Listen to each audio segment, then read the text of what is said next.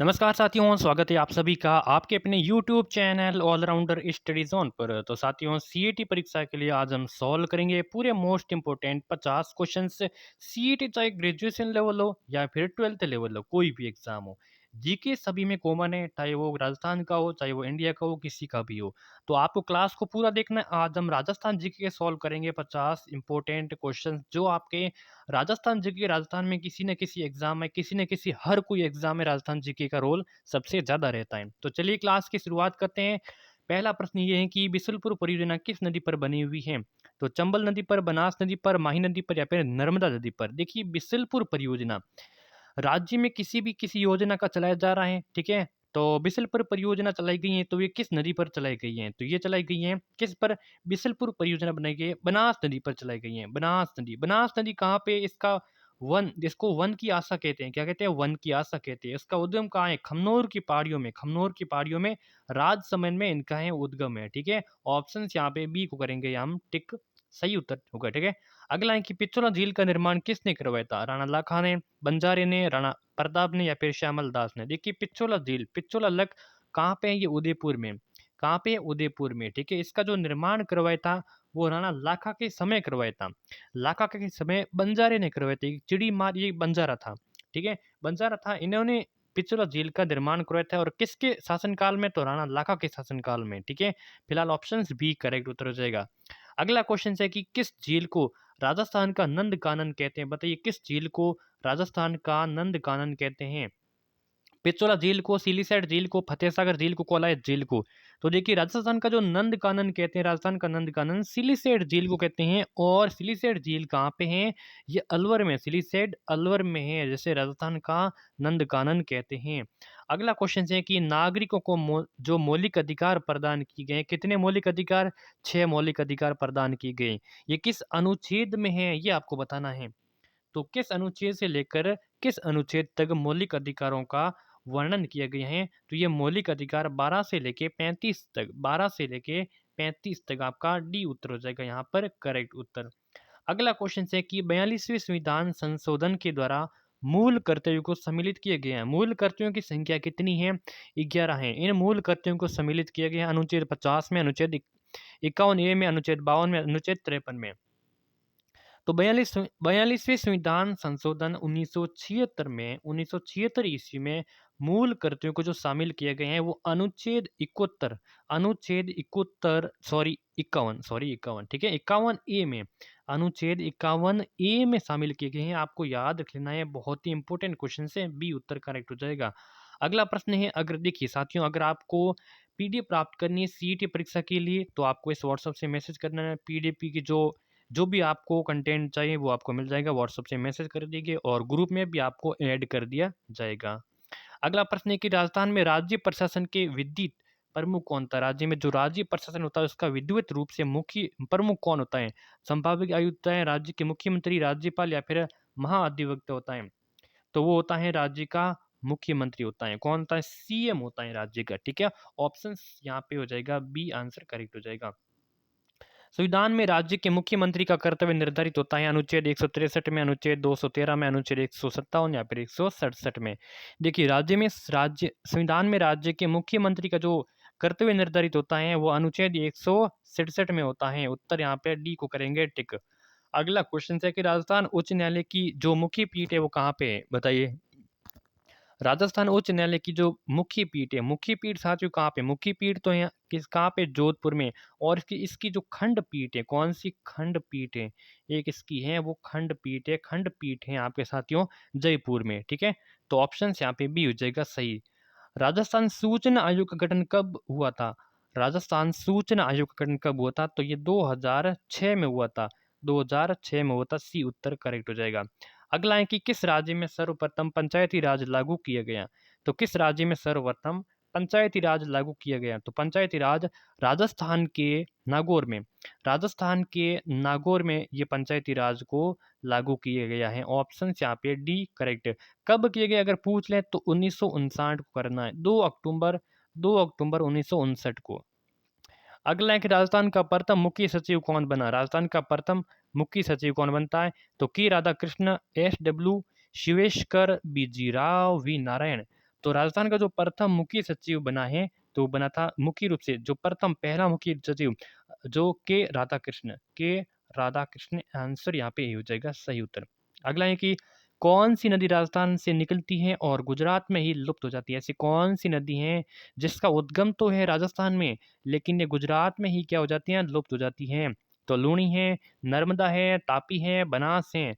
तो यहाँ पे राइट आंसर की बात करें तो कौन सा हो जाएगा? बिल्कुल बिल्कुल साथियों, यहाँ पे राइट आंसर हो जाएगा यहाँ पे आपकी लूणी नदी। लूणी नदी है, ये राजस्थान के नागपाड़ से आती है, नागपाड़ अजमेर से आती है राजस्थान, ठीक है? अजमेर की पहाड़ियों से आती है, अजमेर की नाग पहाड़ियों से आती हैं, फिर ये कहाँ पे समाहित कहाँ हो जाती हैं? तो ये गुजरात में ही लुप्त हो जाती हैं, ठीक है? कच्छ के रण में। अगला है कि किस्मत योजना संबंधित है जैतून की खेती से, तिलहन उत्पादन से, उद्योग विकास से या फिर कृषि, बागवानी, पशुपालन से? देखिए किस्मत योजना का संबंधित है कृषि, बागवानी और पशुपालन से।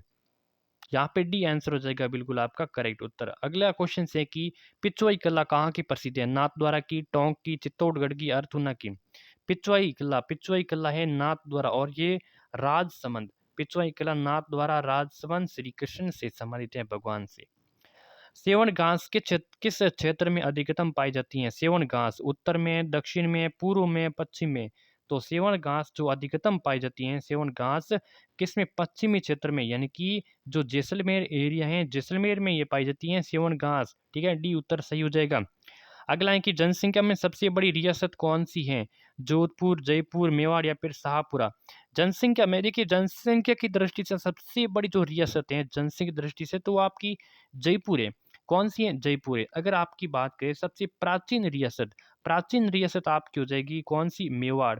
मेवाड़ है प्राचीन रियासत है, ठीक है? अगर बात करें जोधपुर की, जोधपुर है क्या है? ये क्षेत्रफल की दृष्टि से, किसकी? क्षेत्रफल की दृष्टि से ये सबसे बड़ी रियासतें हैं। अगर बात करें शाहपुरा की, तो ये शाहपुरा है वो क्षेत्रफल भी है, क्षेत्रफल प्लस जनसंख्या में, दोनों में ही सबसे छोटी रियासत है, ठीक है? तो यहाँ पे ऑप्शन यहाँ पे बी हो जाएगा आपका सही, सबसे बड़ी रियासत जनसंख्या में जयपुर। राजस्थान में सर्वप्रथम वनों की कटाई पर प्रतिबंध कहाँ लगाया गया? टोंक में, अलवर में, कोटा में, जोधपुर में? तो 1901 में सर्वप्रथम कटाई वनों पर जो प्रतिबंध लगाया गया वो जोधपुर में लगाया गया, उसके बाद में टोंक में लगाया गया था, ठीक है? तो यहाँ पे डी आंसर यहाँ पे बिल्कुल आपका करेक्ट उत्तर हो जाएगा। अगला है कि बनास, चंबल, सीप, त्रिवेणी संगम किस स्थान पर है? जो त्रिवेणी संगम है, बनास है, चंबल है, सीप है, ये त्रिवेणी संगम है किस स्थान पर है? बेणेश्वर है, रामेश्वर है, जोधपुर है, राजमहल है? बताइए।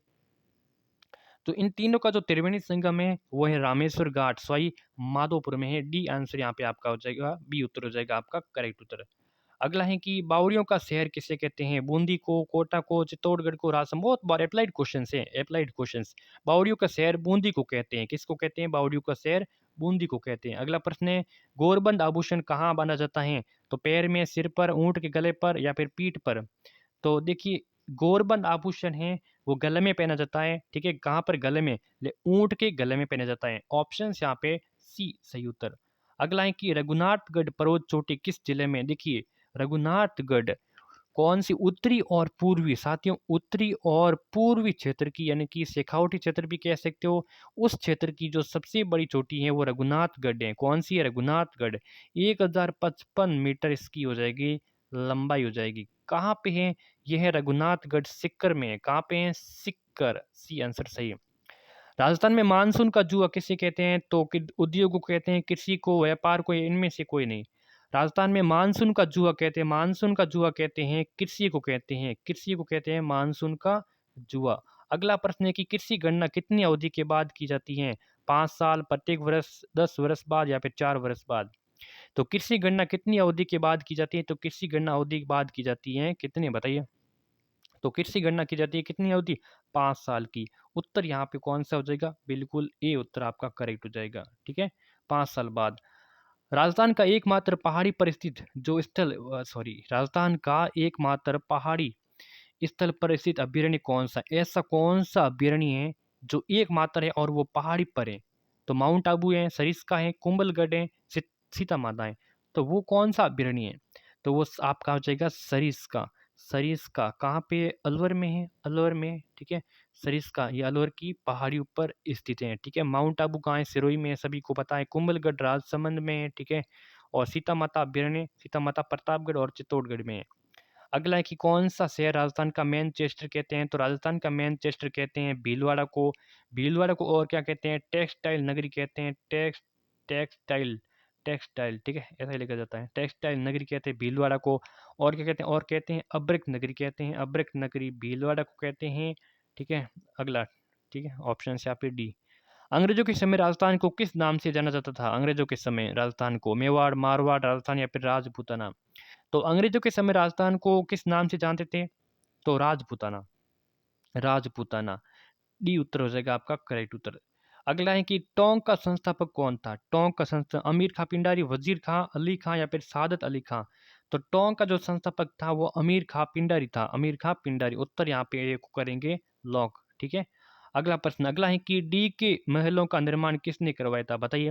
डी के महलों का निर्माण किसने करवाया था? तो डी के जो महलों का निर्माण करवाया था वो किसने करवाया था? बताइए सबसे पहले। तो बदन सिंह ने करवाया था। बदन सिंह ने डी के महलों का निर्माण करवाया था, लेकिन डी के जो जल महल हैं, डी के जल महलों का निर्माण करवाया था सूरजमल को। तो आपको कंफ्यूज नहीं होना है। अगर आपको पूछ लें कि डी के महलों का निर्माण, तो आपको बदन सिंह करना है, और डी के जल महलों का निर्माण तो आपको सूरजमल करना है, ठीक है। चलिए, अगला है कि विजय सिंह पति का मूल नाम क्या था? विजय सिंह पति का मूल नाम भूप सिंह, सीताराम दास, भोपाल सिंह, सीताराम दास, भूप सिंह या फिर विजय धाकड़। तो मैंने आंसर पहले सबसे पहले बोल दिया था, विजय सिंह पति का जो मूल नाम या फिर बचपन का नाम, ठीक है, था, तो वो भूप सिंह था। भूप सिंह, सी उत्तर हो जाएगा सही। अगला क्वेश्चन है कि संप सभा की स्थापना किसने की थी? गोविंद गिरी ने, बलवंत सिंह मेहता, जयनारायण व्यास, माणिकलाल वर्मा। 1883 ईस्वी में संप सभा की स्थापना गोविंद गिरी ने की थी। गोविंद गिरी ने की थी। अगला है कि अजमेर में राजपूताना रेजिडेंसी की स्थापना कब की गई थी? 1840, 1832 में, 1828 या फिर 1835 में। देखिए, अजमेर में जो राजपूताना रेजिडेंसी की स्थापना 1832 में की गई। 1832 में की गई, ऑप्शन यहाँ पे भी हो जाएगा सही उत्तर। फिर इसको 1845 में गर्मियों में, 1835 में गर्मियों में इसको माउंट आबू में इसको स्थानांतरित किया गया था। कब? 1845 में। ऑप्शंस यहाँ पे जिसकी बात करें वो भी हो जाएगा 1832 में, यहाँ पे जो अजमेर में सबसे पहले। आउवा का विद्रोही ठाकुर कौन था? केहर सिंह, अनार सिंह, हरदयाल सिंह, कुशाल सिंह। तो काउआ का जो विद्रोही ठाकुर था वो था कुशाल सिंह। कौन था? कुशाल सिंह। डी उत्तर जो भी बताने वाले करेक्ट हो जाएगा। अगला है कि राजस्थान में क्षेत्रफल की दृष्टि से सबसे बड़ी अगर रियासत की बात करें तो वो कौन थी? जयपुर, जैसलमेर, जोधपुर, उदयपुर। देखिए, क्षेत्रफल की दृष्टि से सबसे बड़ी जो रियासतें हैं, क्षेत्रफल की दृष्टि से सबसे बड़ी रियासत कौन सी थी? मैंने पहले बताया था, बताइए।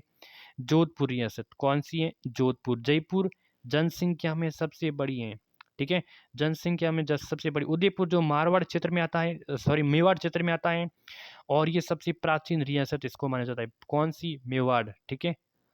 चलिए, करणी माता का मेला लगता है बीकानेर, पाली, अजमेर, जोधपुर में। तो देशनोक बीकानेर में करणी माता का मेला लगता है। सिंपल क्वेश्चन से। जयपुर में तीज की सवारी किस माह में निकाली जाती है? श्रावण में, वैशाख में, चैत्र में, भाद्रपद में। देखिए, जो जयपुर में तीज की सवारी निकल जाती है वो श्रावण में निकाली जाती है। श्रावण में, ए आंसर बिल्कुल सही हो जाएगा। अगला है कि गणेश जी का प्रसिद्ध मेला कहाँ आयोजित होता है? बताइए। जयपुर, रणथंभौर, कोटा या फिर जोधपुर। बहुत ही अच्छा क्वेश्चन है। गणेश जी का प्रसिद्ध मेला रणथंभौर सवाई माधोपुर में आयोजित होता है। उत्तर बी हो जाएगा सही उत्तर। अगला है कि प्राचीन काल में जो नगाड़ा बजाया जाता था वो युद्ध के समय, विवाह के समय, जन्मोत्सव के समय, मृत्यु के समय। प्राचीन काल में नगाड़ा बजाया जाता था युद्ध के समय बजाया जाता था। उत्तर एक करेक्ट। राज्य की एकमात्र ज्वालामुखी से निर्मित झील कौन सी है? काला डेरा झील, सांबर झील, पुष्कर झील, नक्की झील। राज्य की एकमात्र ज्वालामुखी से निर्मित झील वो है पुष्कर झील। अजमेर में पुष्कर झील, अजमेर में जो ज्वालामुखी से निर्मित है, ठीक है। अगला है कि प्रसिद्ध बम नृत्य राज्य के किस क्षेत्र का है? जैसलमेर, जोधपुर, भरतपुर, जयपुर। राज्य का जो बम नृत्य है प्रसिद्ध है वो भरतपुर का है। भरतपुर और अलवर पूर्वी क्षेत्र का। कहाँ का? पूर्वी क्षेत्र का। भरतपुर का, सी उत्तर करेक्ट। अगला है कि रानी जी की बावड़ी कहाँ की प्रसिद्ध है? डूंगरपुर, जयपुर, कोटा, बूंदी। रानी जी की बावड़ी कहाँ की प्रसिद्ध है? तो रानी जी की बावड़ी प्रसिद्ध है साथियों, बूंदी की प्रसिद्ध है। कहाँ की है? बूंदी की प्रसिद्ध है। डी उत्तर सही हो जाएगा। पोमचा को बोलचाल में क्या कहा जाता है? कंवर जोड़, फेटिया, कटकी या फिर पीला वस्त्र। देखिए पोमचा को बोलचाल की भाषा में इसको पीला वस्त्र कहते हैं। क्या कहते हैं? इनको कहते हैं पीला वस्त्र कहते हैं। उत्तर डी। अगला है कि 66 छतरियों से युक्त शारबाग किस शहर में? बताइए। हाड़ौती क्षेत्र का जो क्या बोलते हैं उनको, शमशान घाट, ठीक है। तो किस शहर में ये हाड़ौती क्षेत्र का? तो अजमेर है, जय उदयपुर है, बूंदी है, अलवर। शारबाग जो 66 छतरियों से आड़ा शासकों का, बताइए। तो ये बूंदी में, कहाँ पे? बूंदी में। उत्तर बी सी हो जाएगा सही उत्तर। अगला है कि राज्य राजस्थान की एकमात्र जनजाति जिसे भारत सरकार ने आदिम समूह जनजाति में शामिल किया गया, ऐसी कौन सी एकमात्र जनजाति जिसे भारत सरकार ने उसे आदिम समूह जनजाति में शामिल कर दिया? का थोड़ी है, सहरिया है, भील है या फिर गरासिया है? वो है सहरिया। और सहरिया का निवास है कहाँ पे है? सहरिया का निवास है बारां में। बारां में है। ऑप्शन यहाँ पे बी करेक्ट। रामसा पीर के नाम से प्रसिद्ध संत का सही नाम क्या था? रामसा पीर के नाम से प्रसिद्ध संत उसका जो सही नाम अगर अब आपको बता पूछे तो आपको करना है बाबा रामदेव करना है। क्या करना है? बाबा रामदेव। अगला प्रश्न है कि थार के मरुस्थल की जो प्रमुख वनस्पति कौन सी है? थार के मरुस्थल में जो प्रमुख वनस्पति हैं, बबूल की हैं, खेजड़ी की हैं, कीकर की हैं, फिर उपरोक्त सभी है। तो बबूल भी हैं, खेजड़ी भी हैं, कीकर भी हैं। तो डी उत्तर हो जाएगा सही। अगर आपको घास पूछे तो घास कौन सी? जो दामन है, करड़ है, ठीक है, ये सभी घास है वो मरुस्थल में पाई जाती हैं। लेकिन यहाँ पे प्रमुख जो वनस्पति है, वनस्पति आपको बबूल, खेजड़ी, कीकर ये सभी करना है। उत्तर डी। अगला प्रश्न है कि मुख्यमंत्री बनने के लिए न्यूनतम आयु सीमा कितनी होनी चाहिए? अगर आपको मुख्यमंत्री बना दिया जाए, ठीक है, किसी राज्य का, तो आपको राज्य का मुख्यमंत्री बनने के लिए आपको कितनी उम्र होना चाहिए? तो आपके पास उम्र 21 वर्ष, 25 वर्ष, 30 या फिर 35। तो वो होनी चाहिए 25 वर्ष होनी चाहिए। कितनी? 25। अगर आपको पूछ लें कि आपके गांव को सरपंच आपको बना दिया जाए तो आप कितने साल के होंगे उसके बाद में आप सरपंच बनेंगे? तो आपको 21 वर्ष का होंगे तब आपको सरपंच के लिए लायक समझा जाएगा। 21 साल, ठीक है। अगर आपको ऐसा पूछ रहे हैं कि आपको सरपंच का जो वोट देना है, क्या देना है? सरपंच का आपको वोट देना है, तो वोट देने के लिए आपकी उम्र में वो कितनी होनी चाहिए? तो वो होनी चाहिए आपकी 18 वर्ष होनी चाहिए। कितनी होनी चाहिए? 18 वर्ष होनी चाहिए। तो मुख्यमंत्री के लिए 25 वर्ष होनी चाहिए। और राज्यपाल के लिए कितनी होनी चाहिए? कमेंट करके आप सभी को बताना है।